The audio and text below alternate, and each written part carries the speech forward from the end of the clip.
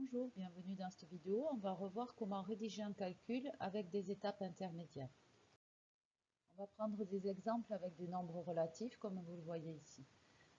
Avant toute chose, il va falloir avoir en tête les priorités opératoires. Je vous les remets ici. En premier lieu, on calcule toujours les calculs à effectuer entre parenthèses. Ensuite viendront les multiplications et les divisions et pour finir, les additions et les soustractions. Allez, c'est parti, on se lance pour le A. Donc, on recopie bien le calcul, l'énoncé du calcul. On fait bien attention de ne pas oublier des signes, de bien avoir tout bien recopié. Et ensuite, on analyse le calcul. Ici, je vois qu'il y a une parenthèse. Il y en a même deux. Bon, il y en a une dans laquelle il y a moins 2, il n'y a pas de calcul à effectuer. Mais il y en a une autre dans laquelle il y a moins 7, moins 2. Donc, cette parenthèse-là, elle doit passer avant tout le reste, puisque c'est dans l'ordre des priorités opératoires. Donc, le principe est le suivant, je recopie tout le calcul jusqu'à arriver à ce que je veux effectuer. Et s'il y avait des choses après ma parenthèse bleue, je les réécrirai après ici aussi.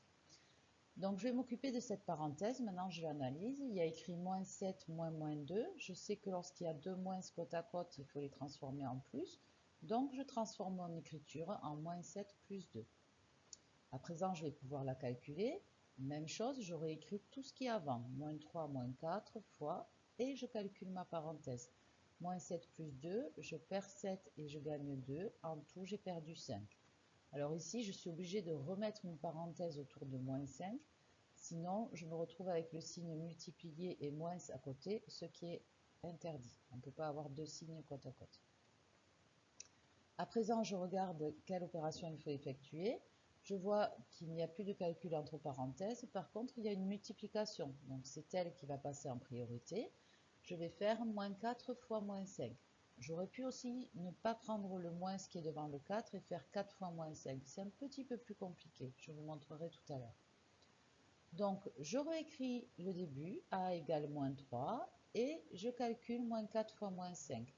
Je multiplie deux nombres négatifs, donc ça va faire plus. Et 4 fois 5, 20. À présent, il ne me reste plus qu'à faire moins 3 plus 20. Je perds 3, je gagne 20. En tout, j'en suis à 17.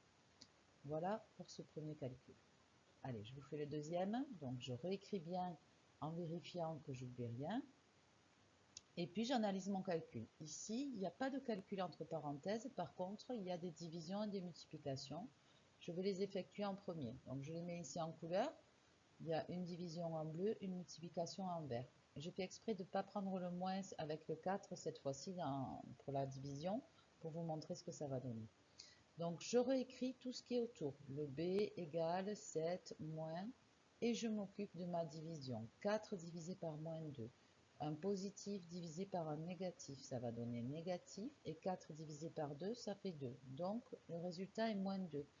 Je fais bien attention de remettre des parenthèses autour de moins 2, sinon j'ai deux signes côte à côte. À présent, je recopie le moins qui suivait cette division, ici en noir, et je m'occupe de ma multiplication en vert. 2 fois 5, ça fait 10, je marque le résultat. On peut aussi faire une opération après l'autre, c'est un petit peu plus long. À présent, j'analyse mon calcul, il ne me reste plus que des moins, donc je vais finir tranquillement. J'ai deux moins côte à côte qui vont se transformer en plus. 7 plus 2 moins 10, en tout ça va faire 9 moins 10, ce qui fait moins 1. Je gagne 9, je perds 10, je perds du 1.